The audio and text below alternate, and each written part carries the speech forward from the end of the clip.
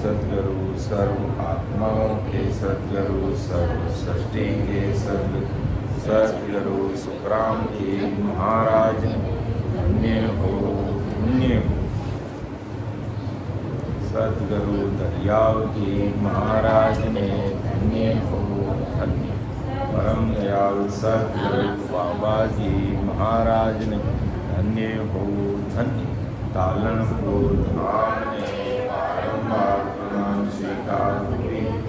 राम स्वामी नम आधार।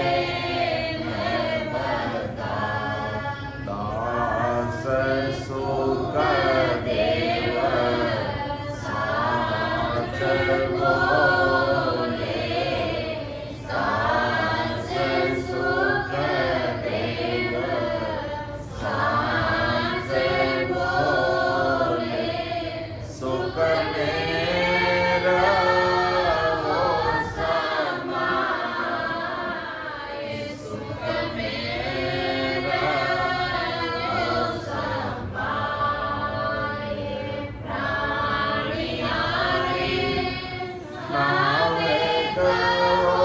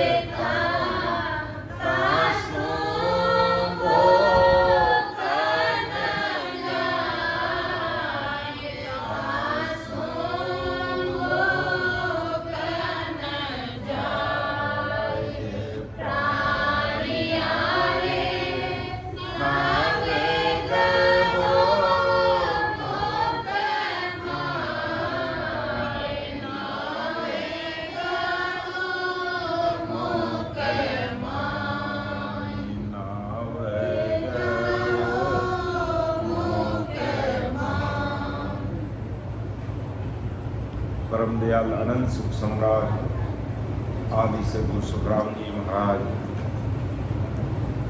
आज संसार के जगत के सारे भाई बहनों को क्या है, ये महाराज का ज्ञान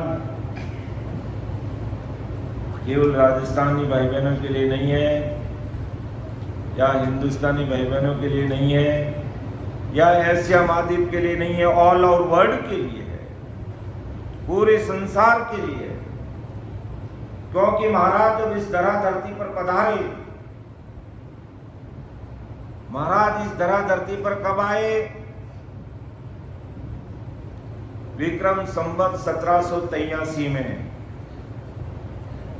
और अभी विक्रम संवत 2083 चल रहा है। जो हाल ही में रामनवमी गई है उसमें महाराज को इस धरती पर आए हुए 300 वर्ष हो गए। कितने वर्ष हुए?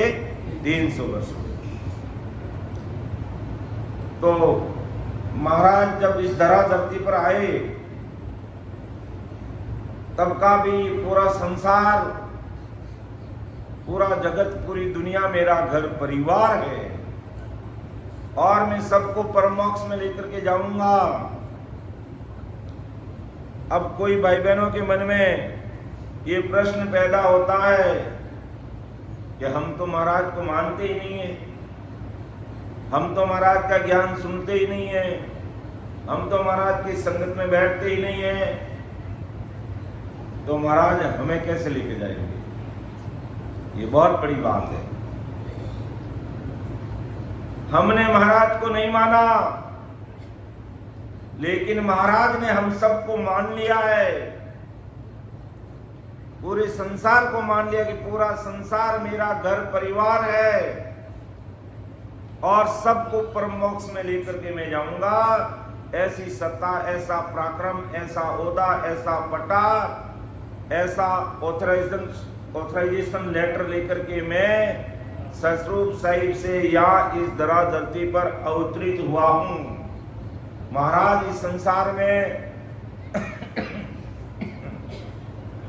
महाराज इस संसार में आम नागरिक की तरह जन्म करके नहीं आए, मां के गर्भवास में नहीं आए।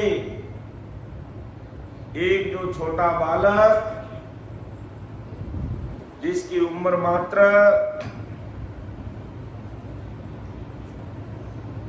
1 साल से भी कम होगी,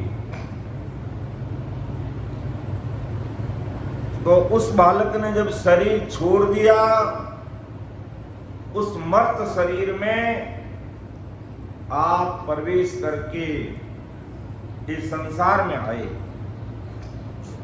और आते ही आकाशवाणी हुई कि मैं अनंत जीवों को तारने के लिए इस धरती पर आया हूं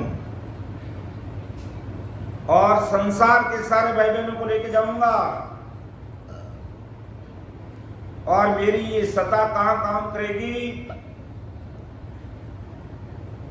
मेरी सत्ता का हेड ऑफिस इस हिंदुस्तान की तरह धरती पर रहेगा।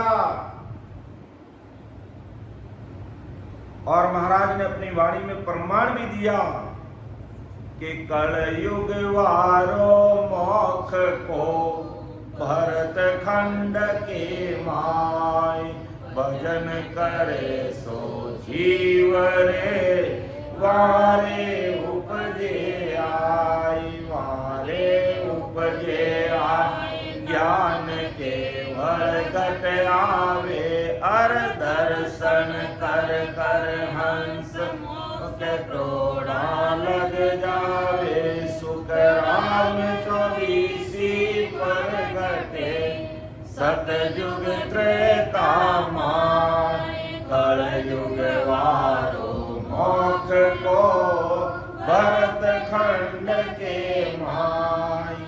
भरत खंड मतलब इस हिंदुस्तान के कलयुग वारो मोक्ष को भरत खंड के माय, कि कलयुग में मोक्ष में जाने का जो वारा है, जो समय, वो इस भरत खंड में है, इस हिंदुस्तान की तरह धरती पर है।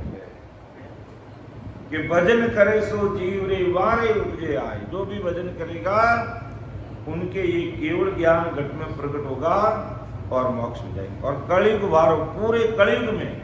और इस कलयुग की उम्र कितनी है? इस कलयुग की उम्र कितनी है? 4,32,000 वर्ष। कितनी है? 4,32,000 वर्ष, यानी 4,32,000 ये कलयुग की उम्र है। और इस कलयुग में मैं इस धरती पर आज लगभग 8-9 अरब जनसंख्या है, सबको परमोक्ष में ले जाऊंगा। और पूरे कलयुग में तो न जाने कितनी जनसंख्या बढ़ जाएगी, और कैसे राम जी की कृपा रहेगी, और किस प्रकार जीवों को मोक्ष में ले जाएंगे, क्योंकि महाराज की सत्ता काम करेगी। तो परम दयाल सदगुरु सुखराम जी महाराज इस हरदस पद के माध्यम से समझा रहे कि प्राण यारे नाव गहो मुख माई, सांच कर्ण बिन फूस कहता तासु भूख न जाए। कितनी बड़ी बात हमारे सामने रखी है। प्राणियों का मतलब जीवों को कहा, प्राणों से प्यारे मेरे संसार के भाई बहनों को कहा।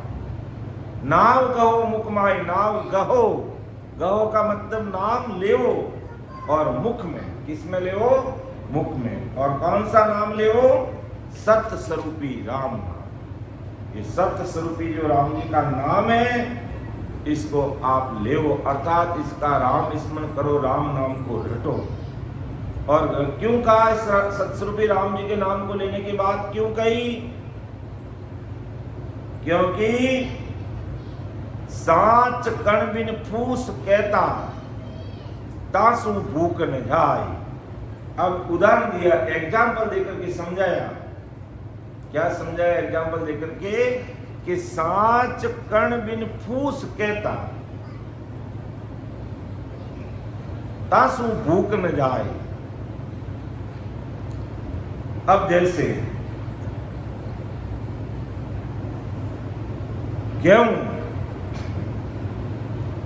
गेहूं की बाली में से गेहूं निकाल करके, अपने राजस्थान में गेहूं निकालने के बाद में जो कचरा रहता है उसको क्या बोलते हैं? खाखला। खाखलो, खाखला, खाखलो, खाखलो क्या भाई? गेहूं काटने बाद में खाखलो डिगलो लागोड़ रहे। अब अपन सबको कहते हैं भाई गेहूं तो एक तरफ रख दो और तुम खाखला खाखला खा लो। तो खाखला खाखला खा लो, तो अब खाखले से क्या हमारी भूख जाएगी? पहली बात, खाखला अपन गला में उतरी, एक दिन को भी गला में नहीं उतरे, जने गला में फंस गई। तो परम दयाल सदगुरु सुखराम जी महाराज फरमाते हैं, अगर तुम्हारी पेट की भूख मिटानी है तो सांच कण क्या? वो गेहूं का दाना, उस गेहूं के दाने को ही हमें पीस करके खाना पड़ेगा, रोटी बना के खाना पड़ेगा। अब अपन को कहते हैं फूस, यानी कचरे को तुम खा लो, गेहूं का बच्चा कुचा जो कचरा उसको खा लो, तो क्या तुम उससे तुम्हारी भूख मिटेगी? उससे हमारी भूख नहीं मिटेगी, जानवरों की भूख मिटेगी। और अपन तो जानवर है नहीं, मनुष्य है। तो मनुष्य के लिए दाना चाहिए, खाने के लिए वो गेहूं का दाना चाहिए।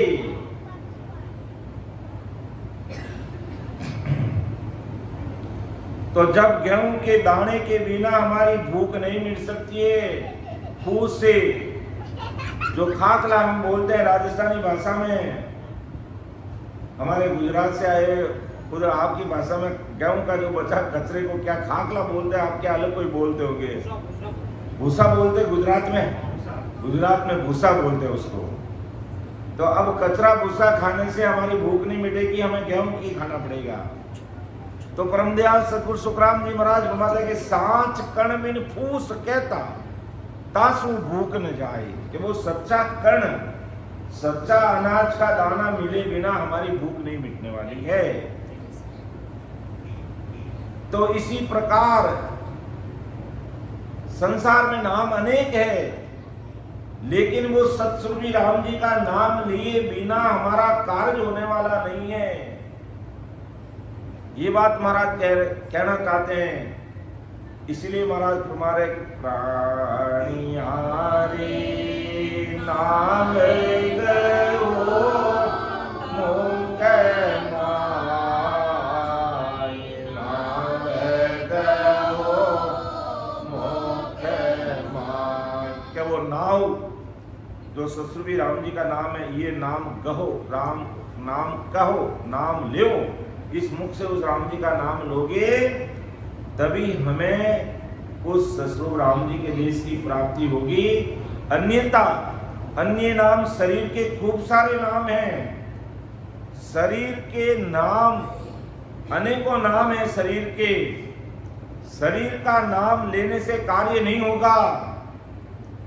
जैसे हम समझते हैं रामचंद्र जी आज विष्णु भगवान के अवतार, हमारे हिंदुस्तान का नाक, इतने बड़े अवतारी महापुरुष हुए और इस धरा धरती पर निमित्त अवतार लेकर के आए। क्या अवतार लेकर के आए? कि संसार को मर्यादा सिखाना और रावण रूपी बुराई को खत्म करना, ऐसा निमित्त अवतार लेकर के इस धरा धरती पर आए। और आते आते आते आते आते आते रामचंद्र जी को इस संसार में 4 करोड़ 4 लाख 2000 वर्ष हो गए। जो अंतिम में हमारे रामचंद्र जी का जो अवतार हुआ, जो अंतिम अवतार हुआ रामचंद्र जी का दशरथ जी के बेटे के रूप में, तो वो 4 करोड़ 4 लाख 2000 वर्ष हो गए। इतनी बार इस धरा धरती पर रामचंद्र जी आ गए। 4 करोड़ 4 लाख 2000 वर्ष हो गए। और क्यों आते इस धरा धरती पर? प्रत्येक त्रेता युग में आते। रामचंद्र जी कब अवतार लेके आते? त्रेता युग में। कृष्ण भगवान कब आते? द्वापर में। तो त्रेता युग में, हर त्रेता युग में अवतार लेकर आते आते रामचंद्र जी को 4 करोड़ 4 लाख 2000 वर्ष हो गए।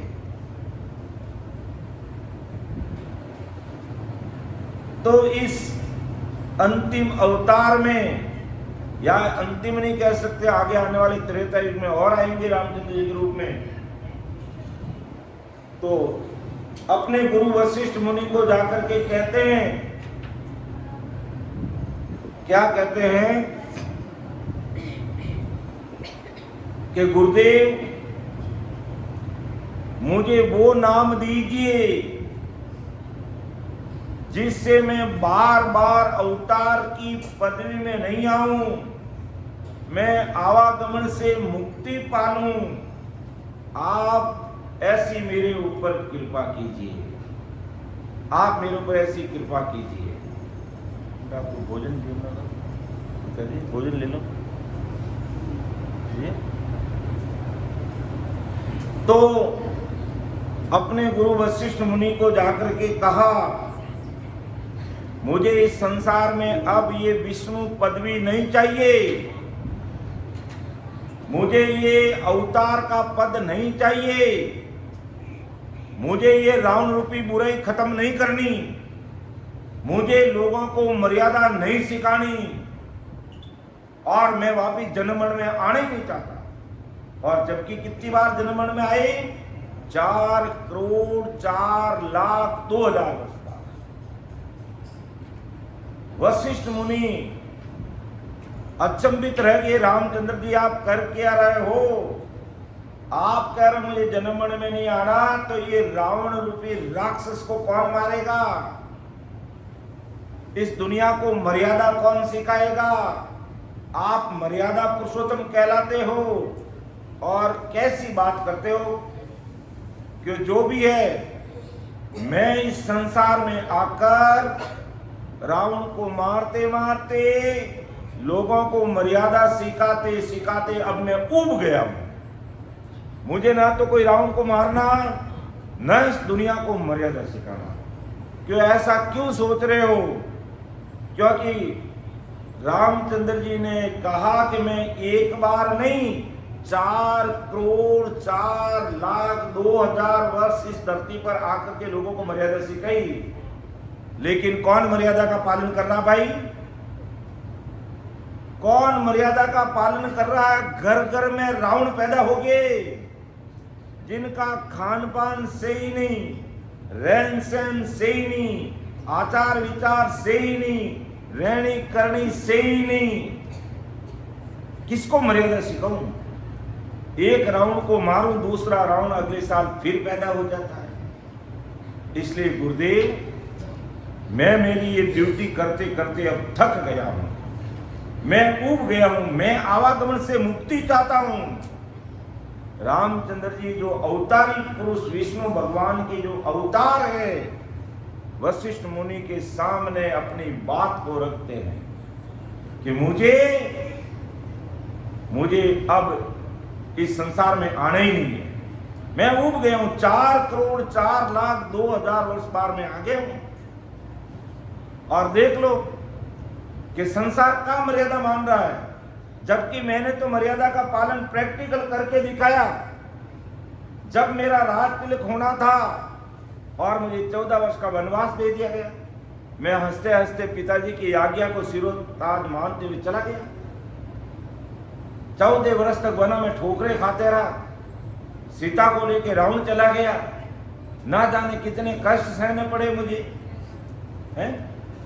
और आप कह रहे हो तुम इतने बड़े अवतारी पुरुष हो, सब कुछ ठीक है, मैं मानता हूं मैं अवतारी हूं, विष्णु का अवतार हूं, लेकिन मुझे ये विष्णु भगवान की पदवी अब नहीं चाहिए, क्योंकि दुनिया को ज्ञान देकर के मैं थक गया हूं। लेकिन ये दुनिया टस से मच नहीं हो रही है।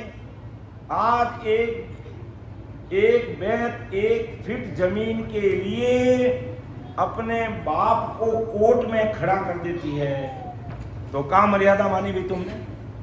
बेटा बाप को कोर्ट में खड़ा कर रहा है और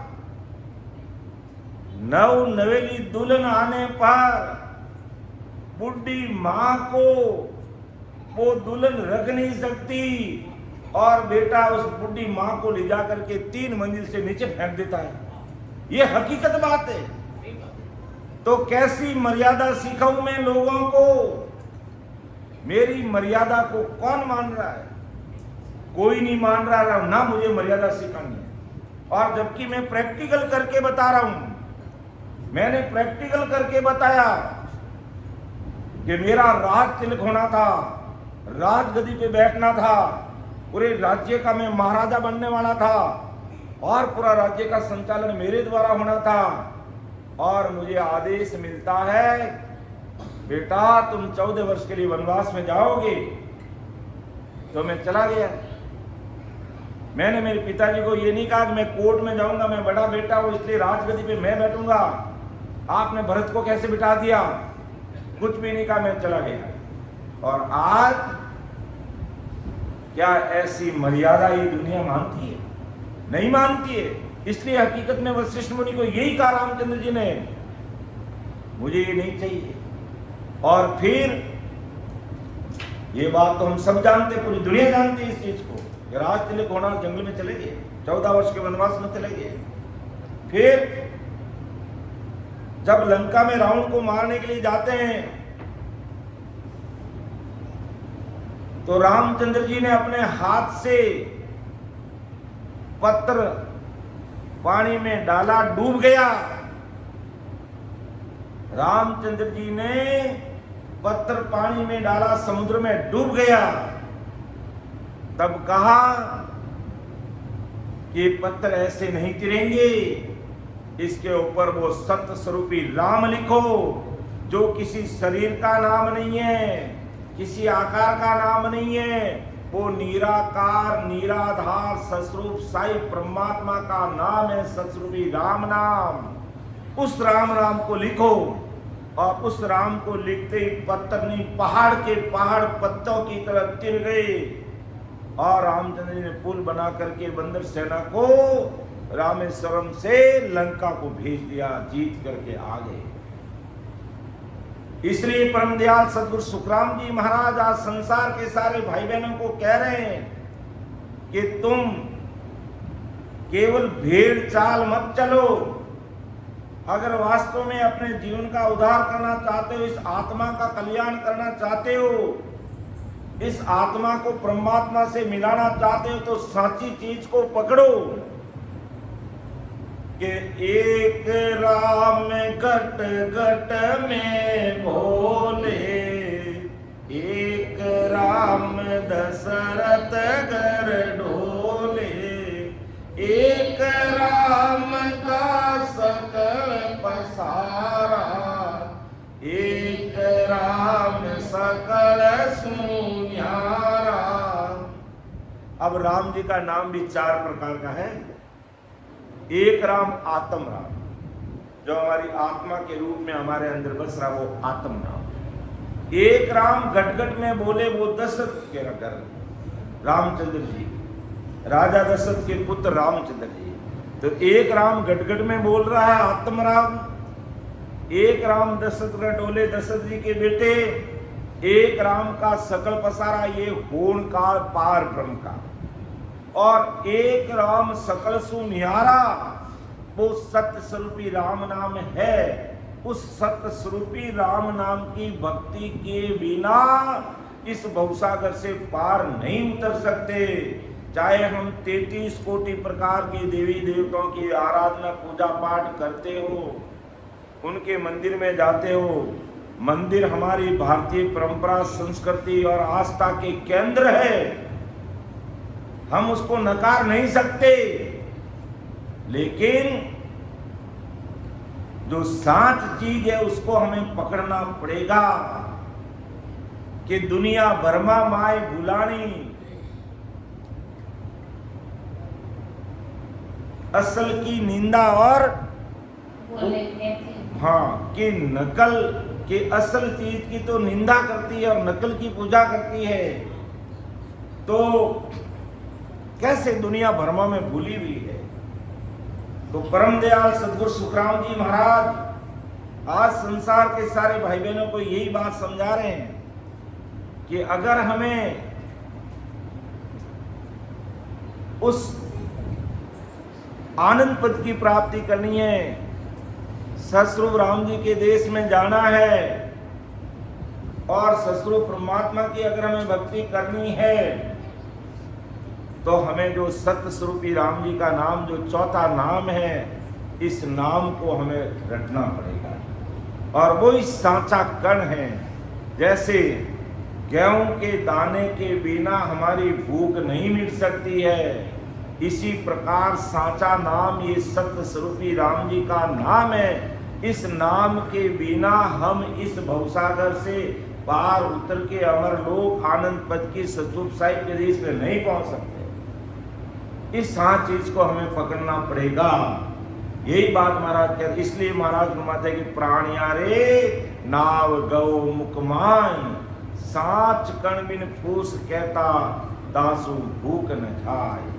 अब गेहूं का दाना नहीं है, भूसा कचरा है, और हमें कहेंगे तुम कचरा खा लो, तो क्या हमारी भूख मिटेगी? नहीं।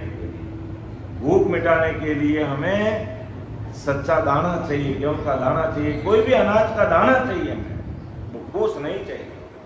तो इसी प्रकार उस सस्वरूप साई परमात्मा से मिलने के लिए, उस अमर लोक की प्राप्ति करने के लिए हमें वो साचा नाम सस्वरूपी राम जी का नाम चाहिए। तब रामचंद्र जी ने स्पष्ट शब्दों में वशिष्ठ मुनि को मना कर दिया, मुझे बस वो साचा नाम बताइए जिससे मैं आवागमन से मुक्ति पा सकूं, क्योंकि विष्णु के अवतार लेके आ रहे हैं, बहुत बड़ी पदवी है, हम सब मानते हैं, अपना सिर का ताज मानते हैं रामचंद्र जी को, लेकिन आवागमन से मुक्त वो भी नहीं हो पाए। ये बहुत बड़ी बात है। ये संसार के भाई बहनों के समझ से परे की बात है, लेकिन ऐसे महापुरुषों के जब अणवे वायु वचन सुनते हैं, समझते हैं, तब पता चलता है कि हमें शरीर का नाम लेना चाहिए या सत्स्वरूपी राम जी का नाम लेना चाहिए। क्योंकि शरीर का नाम कब काम करेगा? जब रामचंद्र जी मौजूद थे तो उनका नाम से काम होता, जब कृष्ण भगवान मौजूद थे तो कृष्ण का नाम लेने से उनका काम होता, लेकिन अब उनका शरीर भी नहीं रहा और आज हम उनके शरीर के नाम तक ही सीमित रहते हैं, तो समझ लो यही बड़ा भ्रम है। तो इस भ्रम से हमें बाहर निकलना पड़ेगा और प्राणयारे नाव गहो मुख माय, हमें इस मुख में उस ससुर राम जी का नाम को रटन करना पड़ेगा, और दूसरा कोई उपाय नहीं है, और दूसरा कोई उपाय नहीं है। इसलिए हमें इस पर विचार करना पड़ेगा, सावचेत रह करके ऐसे महाराज के अणवे भाई वचनों को सुन करके हमें समझना पड़ेगा, और नहीं समझे तो काल कसई क्या कर रहा है? असंख्य लोग बेमौत मारे जा रहे,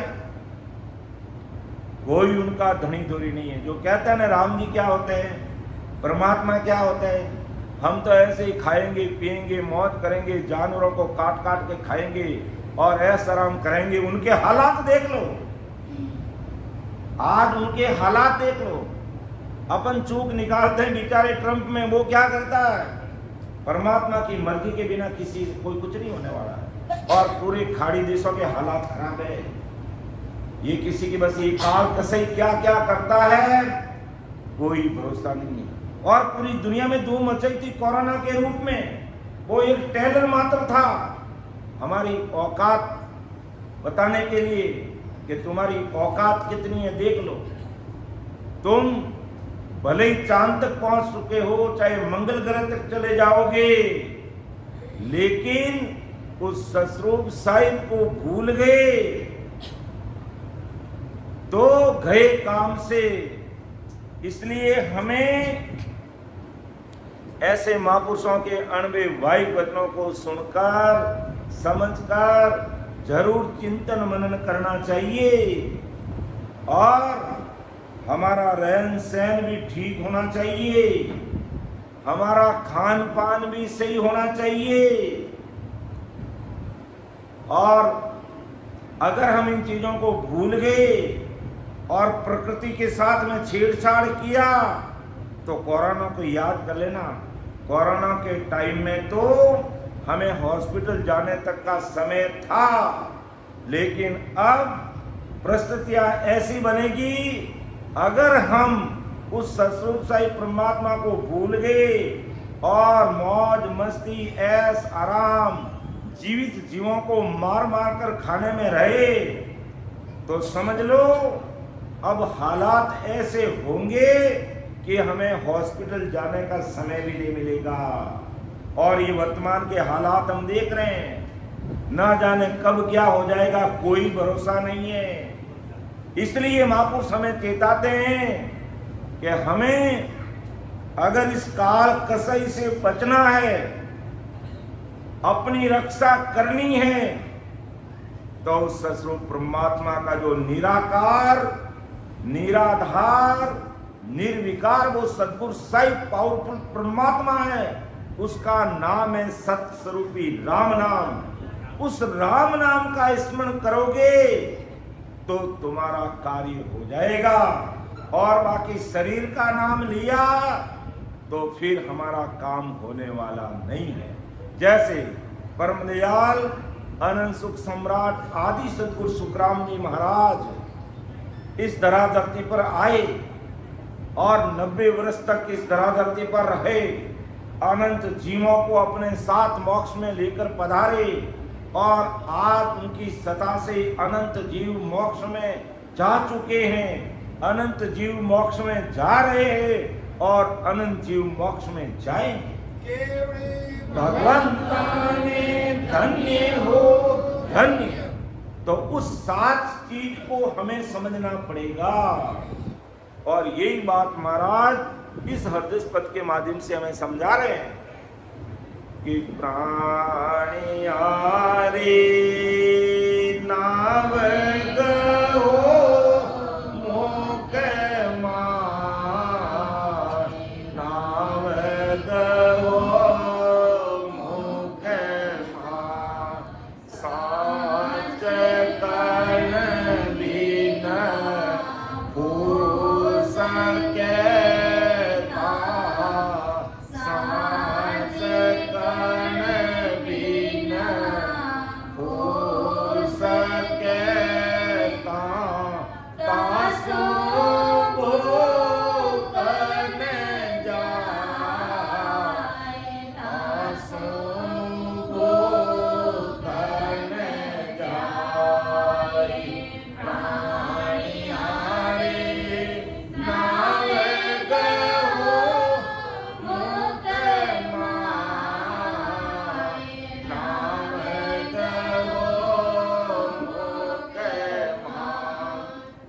विचार करना है कि चार प्रकार के नाम हमारे सामने है। राम का नाम भी चार प्रकार का, आत्म राम, एक राम गटगट में बोलता वो आत्म राम, एक राम दशरथ के घर जन्मने वाले रामचंद्र जी, एक राम का सकल पसारा ये पार ब्रह्म सस्वरूप का राम, एक राम सकल सु न्यारा वो सस्वरूप साहिब का नाम। तो हम जब तक उस सस्वरूप साहिब का नाम नहीं लेंगे और आत्मा ही परमात्मा करते रहेंगे तो कभी पार नहीं होंगे। अब रामचंद्र जी सशरीर मौजूद नहीं और हम उसका नाम लेते रहेंगे, सीताराम सीताराम करते रहेंगे तो अवतारी महापुरुषों का नाम लेना कोई गुनाह नहीं है। महाराज ने कोई टीका टिप्पणी नहीं की है, लेकिन उससे हमारी जीवात्मा का कार्य है। ये सांच बात महाराज हमें समझाना चाहते हैं, ये सांच बात समझाना चाहते हैं। अब कृष्ण भगवान तो यह मौजूद है नहीं और हम हरे कृष्णा कर रहे हैं, ठीक है, हमारी अवतारी पुरुष हुए, नाम लो आप, अच्छी बात है, कोई गुनाह नहीं है। लेकिन हरे कृष्णा करने से ये जीवात्मा परमात्मा के देश में नहीं पहुंच सकती है। इस भ्रम को मिटाना पड़ेगा, इसको समझना पड़ेगा। इसलिए महापुरुष कहते सांच कणमिन फूस कहता। अब बाजरी निकाल के हमें कहे डूर खाए लो या डूर को कूटो, उसमें बाजरी निकलेगी क्या? बाजरी का दाना तो निकल गया और नहीं का डूर खा लो आप, हैं? ये तो भाई कहते हैं डूर खा लो तो डूर से भूख जाएगी हमारी? नहीं जाएगी, बाजरी को ही खाना पड़ेगा, बाजरी को ही जीवना पड़ेगा। गेहूं का दाना ही चाहिए हमें, कोई भी अनाज का दाना ही चाहिए। और कहते नहीं उस अनाज का फूस ले लो, भूसा ले लो, कचरा ले लो और फिर खाओ, तो उससे हमारा काम नहीं होगा। तो परम दयाल सद्गुरु सुखराम जी महाराज स्पष्ट शब्दों में संसार के सारे भाई बहनों को सावचेत कर रहे हैं कि समय रहते सात चीज को पकड़ लो। सतस्वरूपी राम जी का नाम न किसी के शरीर का नाम है, न किसी का नाम, न किसी के बेटे का नाम है, न किसी के बाप का नाम है, ये किसी का नाम नहीं है, ये सतस्वरूप साहिब का नाम है। तो जब तक उस सतस्वरूप साहिब का नाम नहीं लेंगे तब तक हमारा कार्य होने वाला नहीं है। यही बात परम दयाल सद्गुरु सुखराम जी महाराज हमें संसार के सारे भाई बहनों को समझा रहे हैं। फिर आगे क्या फरमाते हैं कि भी राम जी का नाम स्मरण भी करना है, लेकिन कुछ कायदा और मर्यादा भी होती है, और मर्यादा नाम की कोई चीज है नहीं संसार में। अगर ऐसी होती तो रामचंद्र जी 4 करोड़ 4 लाख 2,000 वर्ष इस धराधरती पर आकर के वशिष्ठ मुनि को क्यों कहते कि मैं अब नहीं आना चाहता, मैं इस संसार में आना ही नहीं चाहता, ना तो मैं इस दुनिया को मर्यादा सिखाना चाहता और ना कोई मैं रावण को मारना चाहता। मैं रावण को मारता हूं, हर बार में फिर रावण पैदा हो जाता है, और आजकल तो घर घर में रावण पैदा हो गए, घर घर में रावण पैदा हो गए। कोई बहुत ही कम ऐसा परिवार मिलता है जिस घर का खान पान एकदम सही है, जिस घर का रहन सहन एकदम सही है, जिस घर की रहनी करनी एकदम सही है, जिस घर में हमेशा सुबह शाम आरती भजन भक्ति सत्संग होती है, ऐसे घर बहुत कम होते हैं। और जब ऐसे घर बिरले हैं, और जिस घर में खान पान भी बिगड़ा हुआ है, खाने में भी जीवित जीवों को मारकर पकाकर खा रहे, काला पानी की बोतलें फ्रिज में भरी पड़ी है, और गुटखा, अम्बल, तंबाकू, बीड़ी, सिगरेट, जर्दा, चिलम भरपूर भरे पड़े हैं। तो रामचंद्र जी ने कहा कि मैं मर्यादा पुरुषोत्तम कहलाता हूं, सबको मर्यादा सिखाने के लिए आया हूं। बताओ भाई, कौन मर्यादा सीखी रे भाई? किसने मर्यादा को पालन किया है? आज घर घर का खान पान बिगड़ा हुआ, घर घर का रहन सहन बिगड़ा हुआ, घर घर का आचार विचार बिगड़ा हुआ, और घर घर में रावण पैदा हुए हैं। मैं किन किन को मारूं? मुझे नहीं मारना है। मैं ये मारते मारते ऊब गया हूं। क्यों ऊब गया? कि मुझे 4 करोड़ 4 लाख 2,000 वर्ष हो गए। गुरुदेव मुझे ऐसा नाम दीजिए। कौन कह रहे? रामचंद्र जी कह रहे, मुझे ऐसा नाम दीजिए जिससे मैं ये घोड़ काल पार ब्रह्म से परे सदगुरु साई पावरफुल परमात्मा का जो आनंद पद है, मैं उस पद में जाकर मिल सकूं। पहले तो वशिष्ठ मुनि ने दिया नहीं, कहा तुम अगर राम जी के नाम में लगे तो ये राक्षसों को कौन खत्म करेगा, दुनिया को मर्यादा कौन सिखाएगा। लेकिन रामचंद्र जी ने भी बहुत जिद कर लिया कि मैं अब मुझे ये विष्णु का अवतार नहीं चाहिए, मुझे ये पदवी नहीं चाहिए। मुझे पता है मैं पदवी लेके अवतार लेकर के आता हूं तो पूरी दुनिया मुझे मानती है, और मानती है, आज भी मानते हैं। अयोध्या में आज देखिए कितना भव्य हमारे रामचंद्र जी का मंदिर बना हुआ है, और हमारे हिंदुस्तान की नाक है, एक हमारा तीर्थ स्थान है। लेकिन वो रामचंद्र जी कह रहे हैं मुझे अब इस दुनिया में मेरी कोई मान बढ़े नहीं चाहिए, और मुझे अब मेरा कल्याण करना कि मैं 4 करोड़ 4 लाख 2,000 वर्ष आगे बस बहुत है, अब मैं नहीं आऊंगा, कोई और आएगा मेरी जगह पर, मुझे तो मेरा कल्याण चाहिए। तब फिर वशिष्ठ मुनि ने कहा कि रामचंद्र जी अगर वाकई तुम उस परम मोक्ष में, मोक्ष तो पूरी दुनिया ही कहती है, पूर्ण काल तक मोक्ष में जाना, मोक्ष में जाना, मोक्ष में जाना पूरी दुनिया ही कहती है। तब परम दयाल सदगुरु सुखराम जी महाराज का वो परम मोक्ष है, वो सर्वश्रेष्ठ मोक्ष है, जहां जाने पर जीवात्मा वापिस जन्म में नहीं आती है। हमें वो परम मोक्ष की प्राप्ति करनी है, और रामचंद्र जी ने यही कहा मुझे वो परम मोक्ष की प्राप्ति करनी है। तब फिर वशिष्ठ मुनि ने कहा कि रामचंद्र जी वाकई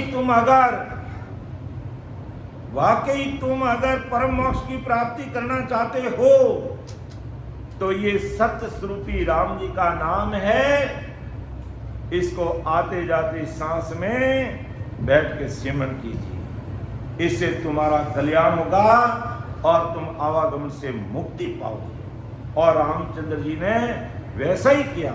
हम जो तांत्या का जो संवाद ले रहे हैं, उस तांत्या के समाज में आगे ये चीजें बिल्कुल उसका खुलासा होगा। लेकिन संसार में इतना दिल, दिमाग, बुद्धि और विचार है नहीं। बस दुनिया की जो चाल चल रही है बस उसी चाल में चल रहे हैं। लेकिन साच चीज क्या है, कैसे इस जीवात्मा का कार्य होगा, कैसे हम परमोक्ष की प्राप्ति करेंगे, कैसे हम गर्भवास में वापस नहीं आएंगे, आवागमन से मुक्ति कैसे होगी, लक 84 और नरक कुंडों का दुख से हमारा बचाव कैसे होगा, वो साच कण हमें प्राप्त करना पड़ेगा। वो साच चीज, वो साच बीज पर हमें चिंतन करना पड़ेगा, मनन करना पड़ेगा। जैसे भूख मिटाने के लिए अनाज का दाना ही चाहिए, उस दाने का कसरा काम नहीं आता है। इसी प्रकार अगर हमें उस परम मोक्ष की प्राप्ति करनी है, उस जीवात्मा का कार्य करना है, तो वो सत्य स्वरूपी जो राम जी का नाम है, वो निराकार, निराधार, निर्विकार सस्वरूप साहिब में मिलने का नाम है। हमें उस नाम का स्मरण करना पड़ेगा, तब ही हमारा कार्य होगा। और फिर किन चीजों का ध्यान में रखना कि सील, समता, साच बोलो, नाव गहो मुकमाय। सीलपना रखना चाहिए, अर्थात समता, समदृष्टि और साच बोलना। अब इस कलयुग के अंदर कितनी बड़ी भारी तपस्या है साच बोलने की, कितना बड़ा भारी है साच बोलना। पग पग पर हमें झूठ बोलना पड़ता है। लेकिन सुखसान जी महाराज का किस्म के लिए, काम के लिए, धंधे के लिए, व्यापार के लिए अगर हम झूठ बोलते हैं उसका कोई गुनाह नहीं है। लेकिन भक्ति के अंदर अगर अपन झूठ बोल जाते हैं गए काम से, वो कोई काम नहीं आता। इसलिए सीलपना रखना अर्थात लंगोटी का पक्का होना, समता, समदृष्टि, समभाव रखना, साच बोलना और नाव गौ मुख मार, और इस मुख से राम राम को रटना। बहुसागर के तीरण का वो दूजी नहीं हो पाए। इस बहुसागर से पार होना है तो साच नाम को रटना और सील, समता, साच को हमें अपनाना पड़ेगा। फिर छोड़ माया, मोह, ममता, ये छोड़ माया, ये मायावी जगत के अंदर हम मोह में कैसे फंसे हुए हैं, कैसे कैसे इस संसार के मोह में हमारा लगाव है, दुनियादारी में कैसा लगाव है, जो हम अच्छी तरह से समझ सकते हैं। आज एक शरीर की शादी करनी होती है, यानी शरीर का ब्याह करना है। घर में चाहे बेटी हो चाहे बेटा हो, उसकी शादी करनी होती है तो हम 1 साल पहले योजना बनाते हैं और अपनी हैसियत के अनुसार खूब खर्चा करते हैं, खूब खर्चा करते हैं। और आत्मा की शादी की बात आई तो आत्मा की शादी की बात आई तो कोई विचार नहीं करता, कोई समझता ही नहीं है कि आत्मा की शादी फिर कोई अलग करनी पड़ेगी क्या। जब शरीर की शादी कर दी, बेटी को पढ़ा के ससुराल शादी करके ससुराल भेज दिया, बेटे की शादी करके बहू घर पे लेके आ गए, बस हो गया हमारा काम। ठीक है, संसार की दृष्टि से हमारा काम हो गया, लेकिन आत्म कन्या बिचारी रो रही है,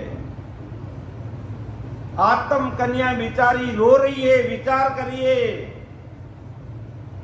कि मारो राम जी मिलन करियो श्री रामा, तुम्हारो राम जी मिलन करियो श्री बोझे बोझे पांड्या जोशी, मारो राम जी मिलन करियो श्री रामा,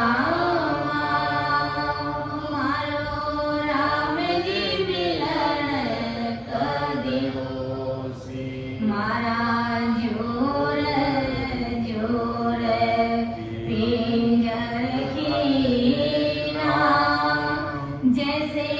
जल बिन तड़फे मीना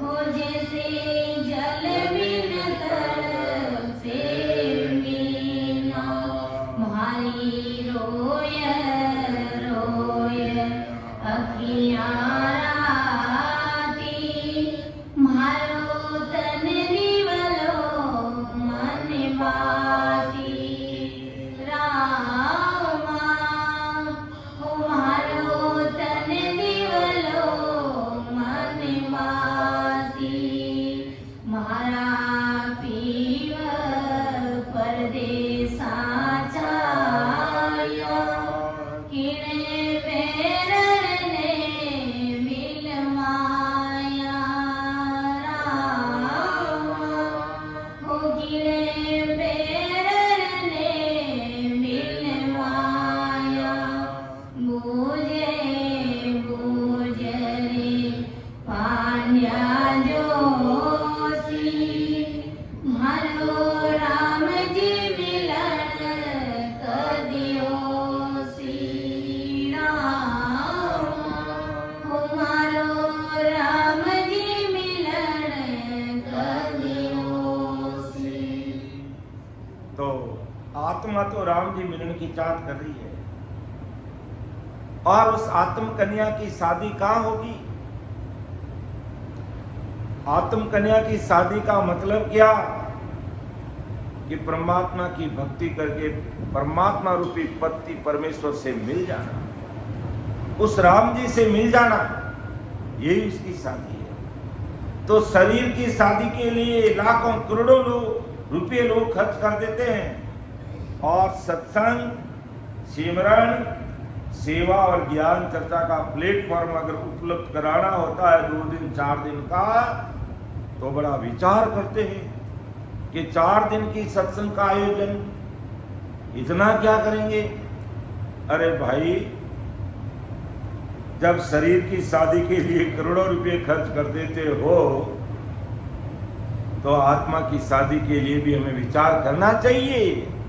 और क्यों विचार करना चाहिए? क्योंकि राम जी ने हमें मानव तन दिया है, हमारे पास में मौका है इस जीवात्मा को परमात्मा से मिलाने का, हमारे पास में मौका है कि नहीं रे ऐसो लगन दो जो लगन दो जो कोई लख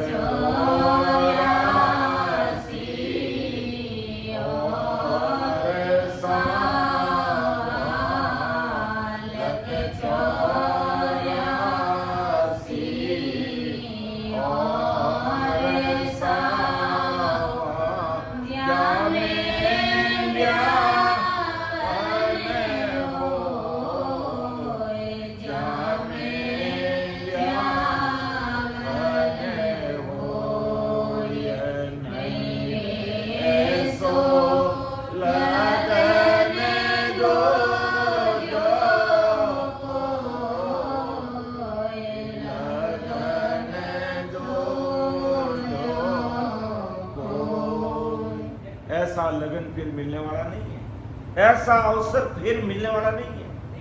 आज इतना अच्छा अवसर मिला कि नहीं रे ऐसो लगन दूजो कोई, ऐसा अवसर, ऐसा मौका, ऐसा लगन फिर मिलने वाला नहीं है। लख 84 और सावा जामे ब्याह न हुई।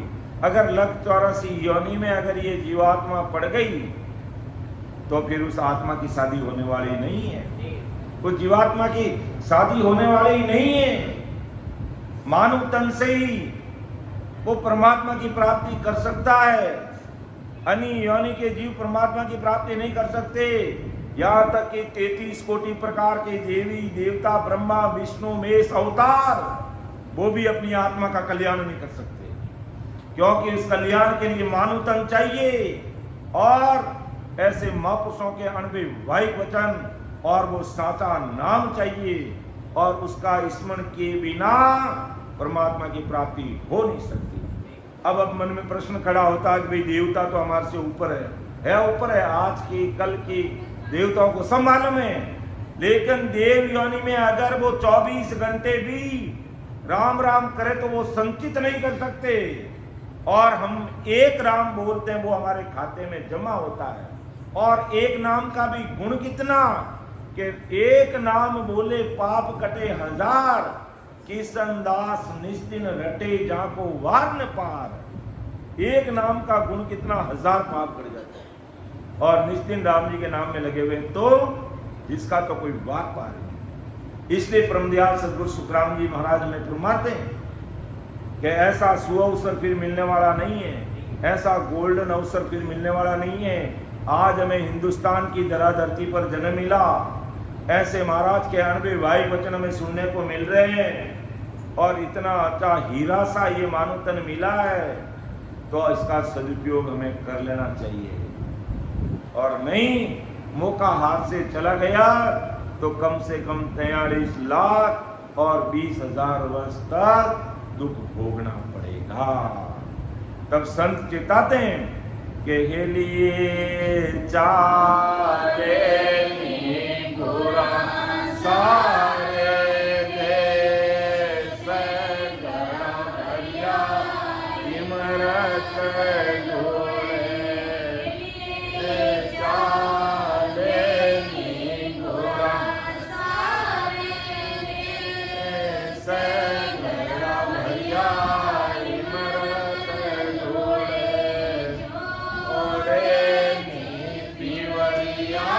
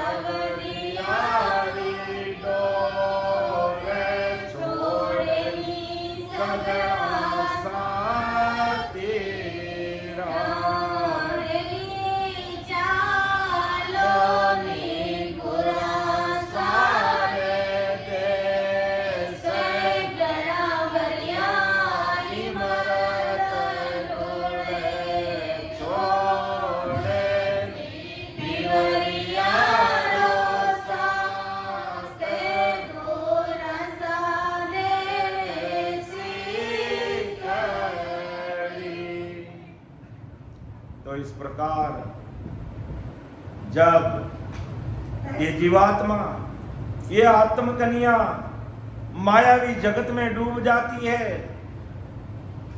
घर की घांगरत में लग जाती है और मायावी भक्तियों में उलझ जाती है, भटक जाती है, अटक जाती है और लटक जाती है, जब सत्स्वरूपी संतों का सानिध्य मिलता है तो वो इस जीवात्मा को चेताते हैं कि हेली कहते हैं आत्मा तू गुराजी के देश चाले है, उस सत्स्वरूप परमात्मा के देश चल और छोड़ प्यूरिया को, अर्थात ये मायावी जगत का मोह छोड़ कर तू परमात्मा के देश में चल के छोड़ माया मोह ममता दूर मत दूर गमाई होई ने छे नाव बैठो खेवट सो मिल आई के संसार का मोह छोड़। ये संसार का मोह जगत ऐसे छोड़ती नहीं है। जब ऐसे सत्स्वरूपी संतों का सानिध्य मिलता, महाराज कान में ज्ञान मिलता, तब हमें उस सत्संग से हमें सीख मिलती है, हमें चेतावनी मिलती है, तब हम चीरते हैं, हम सावचेत होते हैं और परमात्मा की तरफ आगे बढ़ने में हमारा मन होता है।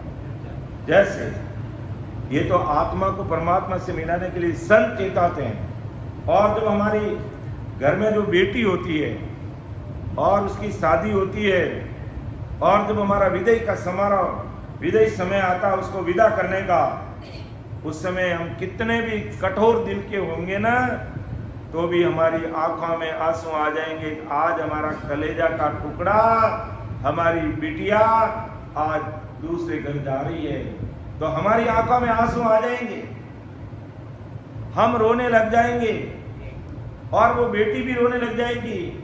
उसके काका, बाबा, नाना, मामी, बहन, बुआ, मासी सब आकर के उसके गले मिलेंगे, सब रोने लग जाएंगे। और अब जो उसके ससुराल पक्ष वाले हैं, अगर वो भी रोने लगे तो फिर बेटी को लेके कौन जाएगा? तब वो फिर उसको बिड़ जाते हैं। जैसे संत आत्मा को बिड़ जाते तो परमात्मा के पास चल, इस प्रकार बेटी के ससुराल वाले उसको बिड़ जाते हैं।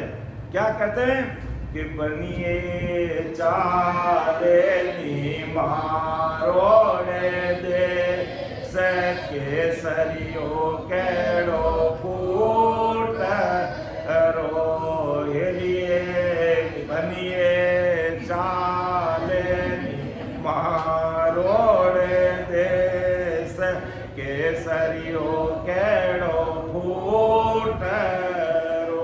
तो अब ज्यादा मुझे तो वो गीत आता नहीं है, लेकिन बोलते हैं। वो ससुराल वाले अगर नहीं बोलेंगे और बींद राजे रोम लाकर के बात माँ बाप के नटी ले जाएगी तो रो मती, लेकिन वो ऐसा नहीं, वो भिड़ जाते हैं कि देख बनड़ो केड़ो फूट रो है और धने उठे घनी हो रही राह का और आंबा पाका रस ढूंढे।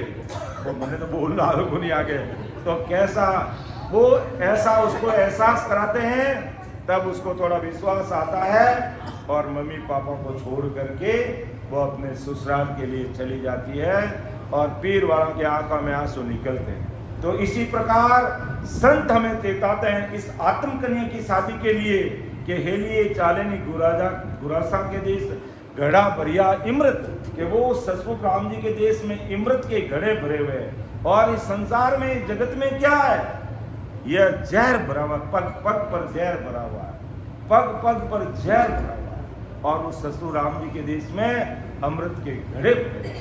तो हमें उस अमृत के घड़ों को पीने के लिए इस संसार में मोह माया को छोड़ करके दुर्मति, दुर्विचार, बुरे विचार, इन सब को छोड़ करके हमें परमात्मा के नाम के होई नाव नेछे बैठो, कि राम जी के नाम रूपी नाव में बैठना है तो खेवट से मिल जाए, अर्थात उस सब ससुर राम जी से मिल जाएंगे। और क्या क्या चीजें छोड़नी है अगर भक्ति भजन में आगे बढ़ना है तो क्रोध, कुलस, मद, रीस तजिए, परगल प्रेम बधाए, वो परगल प्रेम लेके आओ। दास सुखदेव साच बोले, सुख में रहो समाय। अगर उस साचे नाम की भक्ति में लगे, जो अभी हमने 4 प्रकार के नाम देखे, एक राम गढ़गढ़ में बोले, एक राम दशरथगढ़ डोले, एक राम का सकल पसारा, एक राम सकल सुनियारा।